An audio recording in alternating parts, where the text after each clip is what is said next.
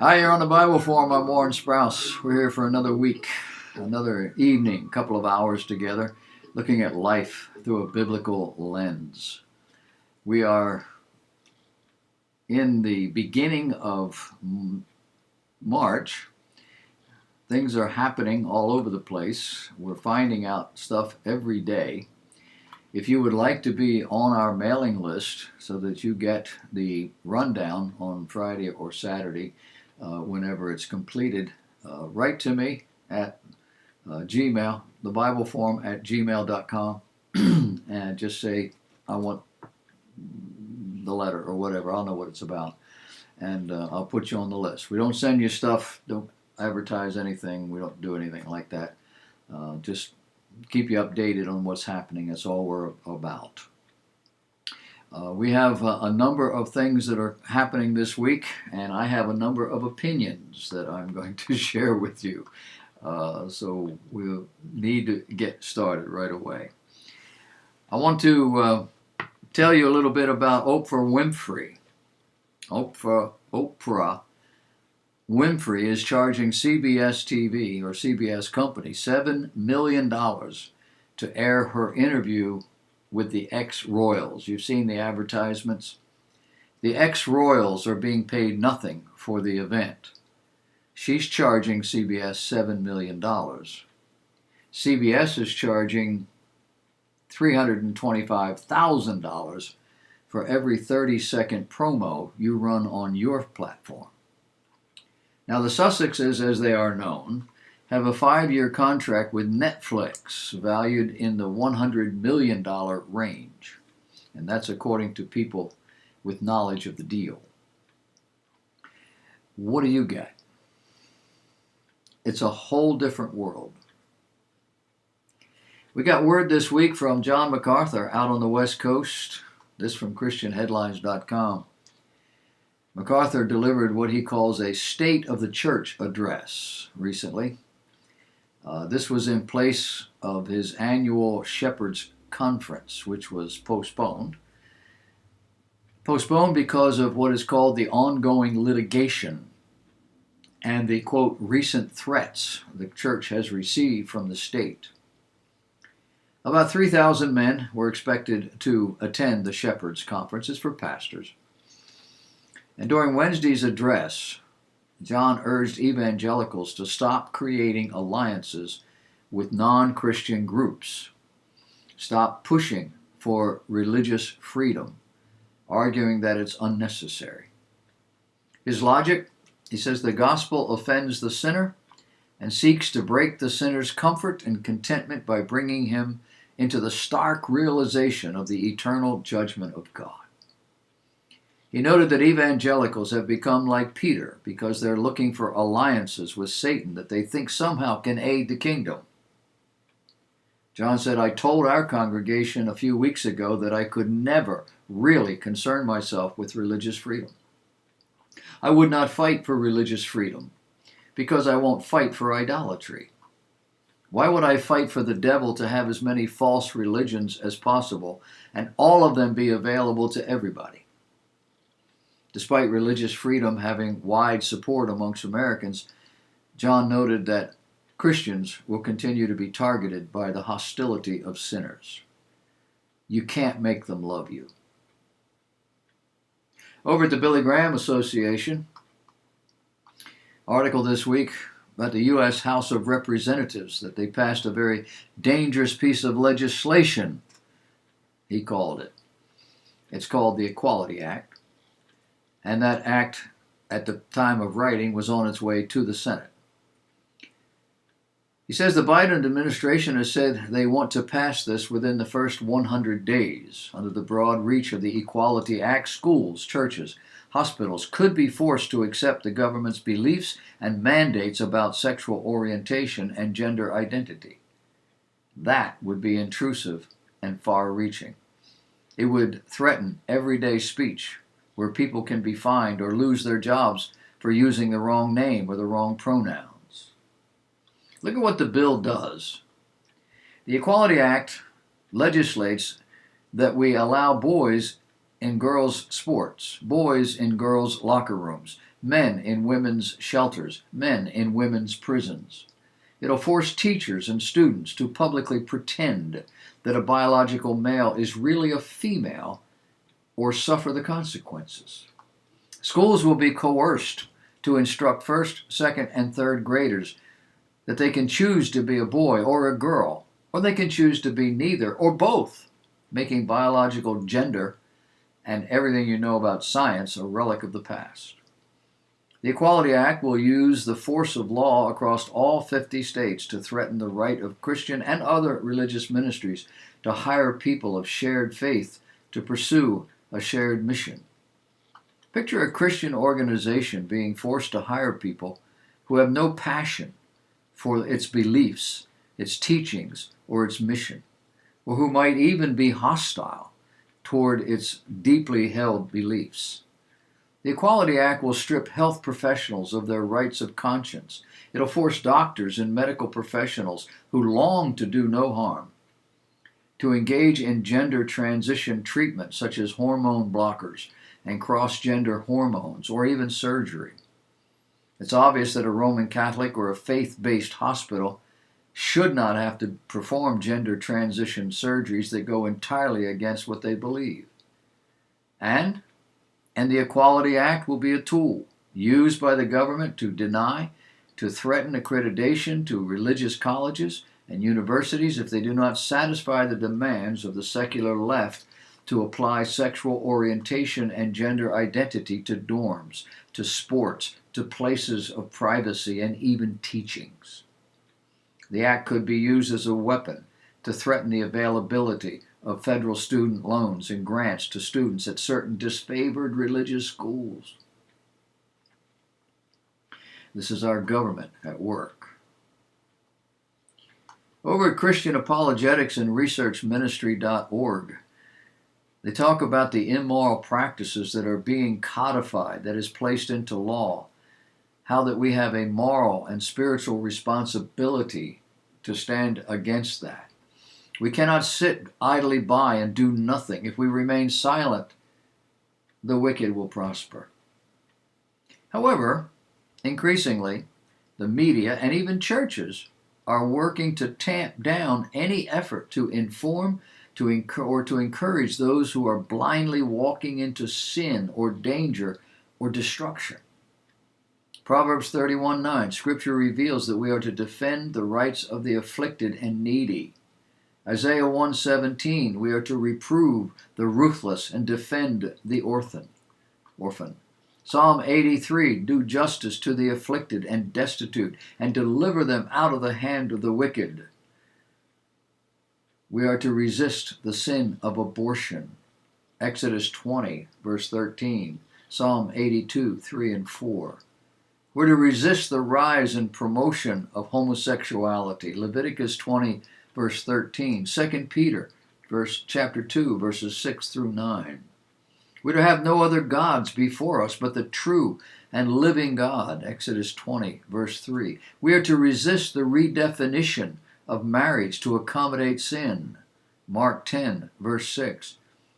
Resistance is biblical when it means to defy the decrees, laws, and commands of ungodly leaders.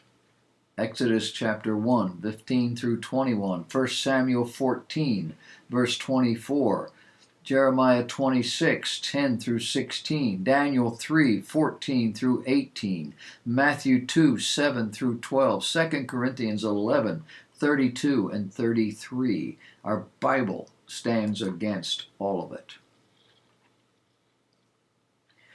Have you heard anything about these Dr. Seuss books? You have. It's been everywhere.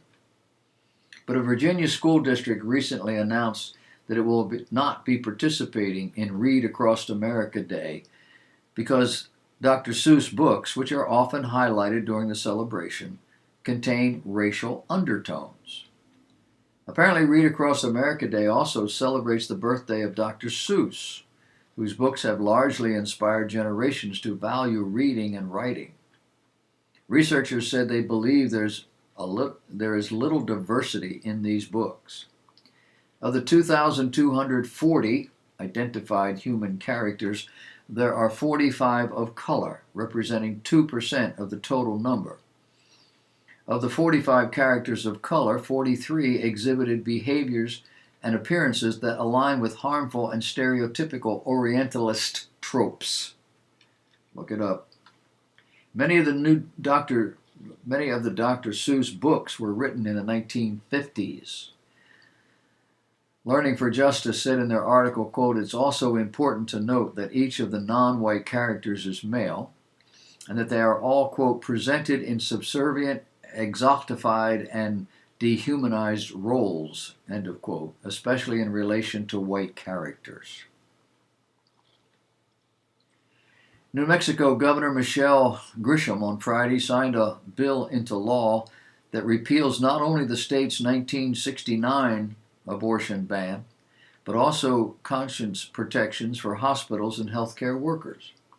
The bill had passed the State House, 40 out of 70 representatives, and 25 out of 42 in the Senate, before being signed into law by the Democrat governor, who, by the way, supports abortion rights.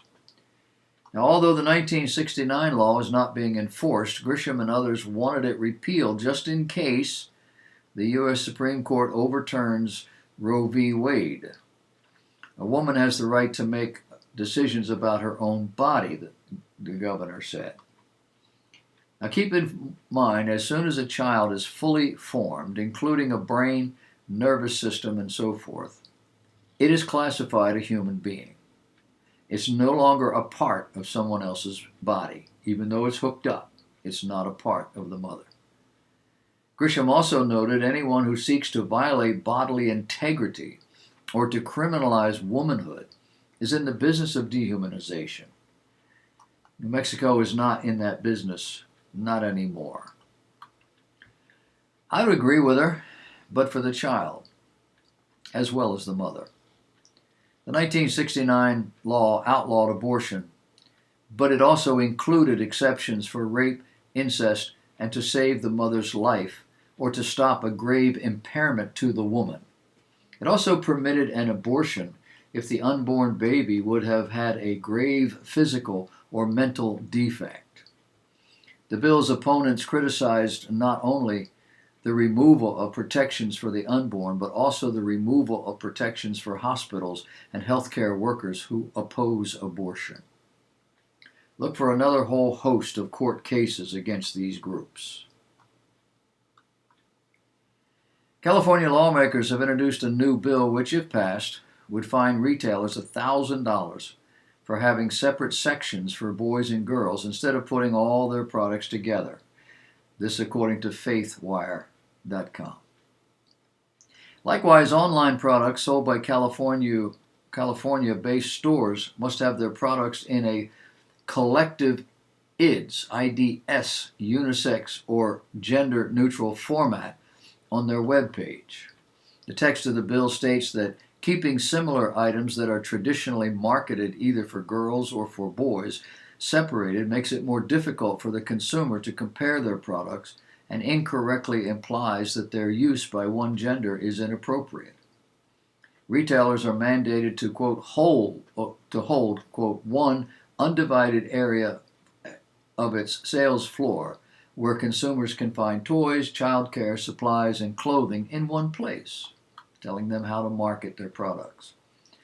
In Washington, a confirmation hearing for the high-ranking position in the Department of Health Human Services drew nationwide attention on Thursday when Senator Rand Paul grilled nominee Rachel Levine over past support of transgender medicine and surgery on children and teens. In 2018, Levin endorsed the use of puberty blockers in children, calling it, quote, an extremely safe practice. Levin also had said sex change surgeries on minors under 18 is permissible in certain instances. Senator Rand Paul, a medical doctor, asked Dr. Levin, do you believe that minors are capable of making such a life-changing decision as changing one's gender? Levin dodged the question. Levin, if confirmed as Assistant Secretary of Health and Human Services, would be the first transgender individual confirmed by the U.S. Senate. In 2018, Levin endorsed the use of puberty blockers in children, calling it, quote, an extremely safe practice. Levin also had said sex change surgery on minors under 18 is permissible in certain instances. Dr. Levin, do you believe that minors are capable of making such life-changing decisions as changing one's gender? Rand Paul asked. Will you make a more firm decision on whether or not minors should be involved in these decisions? Levin answered, Senator, transgender medicine is a very complex and nuanced field, and if confirmed to the position of Assistant Secretary of Health, I would certainly be pleased to come to your office and to talk with you and your staff about the standards of care and the complexity of this field. That was a polite non-answer, but we all know what she meant. Did you see the Tom Cruise Deepfake videos this week? Were you deceived? Were you amazed? Were you frightened? Unless you're completely wrapped up in either yourself or technological innovation, it should have created fear. This has been created by someone named Chris Ume, a 33-year-old Belgian visual effects artist. The technology, he says, is going to change everything. I am certain people are lined up at Chris's door begging to use his technology. But think about the ramifications, the reality, online, on TV. Everything has just changed. We are on the cusp of a new frontier where nothing is certain, especially as it pertains to online or TV reality. NBC News posted, quote, while the deepfake cruise videos are entertaining and were, quote, never really meant to be deceptive, there are, quote, legitimate concerns, end of quote, about how this could inspire others to create similar fabricated content. How would it inspire other people? They don't know how to do this. Well, that's right. He'll sell it to them, or he'll do it for them. He's going to be a multi-billionaire before this is over. Think about the implications for our national security. Dr. Hani Farid of Berkeley asked. He specializes in image analysis and misinformation. Think about the implications, he said, if I create a video of Jeff Bezos saying the Amazon stock profits are down 20%. How much can I move the markets? How many billions of dollars before somebody figures out it's a fake? And last but not least, the damage this can do. The mind boggles at the possibilities. Oh, and late Friday, early Saturday, the Senate passed a $1.9 trillion relief package. $1,400 for couples earning less than $150,000, $700 for individuals earning less than $75,000, based on either their 2019 or their 2020 tax returns. The payments phase out fully for those individuals making $80,000 and couples making $160,000. Those are lower phase-outs than in the original House-passed bill. The amendment on unemployment insurance also would extend tax rules regarding excess business loss limitations for one additional year through 2026. An extension of unemployment benefits, $300 a week, through September 6, and with the first $10,200 of unemployment support tax-free. All of this in the face of the fact that, according to the CDC, deaths in America caused only by COVID-19 have amounted to 6% total. August 23rd, 2020, CDC. People who died only of COVID-19, 6%. The question this finding asks is, why would the CDC decide against using a system of data collection and reporting they authored and which has been in use nationwide for 17 years without incident, in favor of an untested, unproven system that has been used exclusively for COVID-19. And all that without discussion, all that without peer review. And did the CDC's decision to abandon a known, proven, effective system also breach several federal laws that ensure data accuracy and integrity? Also, did the CDC knowingly alter rules for reporting the cause of death in the presence of comorbidity exclusively for COVID-19? And if they did, why? There have been several glaring abnormalities concerning this particular virus that has always eluded reality. They give rise to conspiracy theories, including the Democrats' open and deliberate efforts to undermine the Trump presidency any way they could figure out how to do it. They considered the Trump presidency fraudulent. Irony. Stay tuned. And finally, the Pope made news this week. Apparently he doesn't know what his Bible says. On March 2nd, 2021, Pope Francis said in a new book released on Tuesday that the world could face a catastrophe like the Great Flood if human beings fail to address climate change. These remarks were made in a new book-length interview with the Italian priest Father Marco Pozzi, published on March 2nd. It's called Of Vices and Virtues, published in Italian by Rizzoli. The two men discuss the account of the Great Flood in the book of Genesis. According to an excerpt from the book in the newspaper, the Pope said, "A great flood, perhaps due to a rise in temperature and the melting of glaciers, that is what will happen if we continue on the same path." No comment.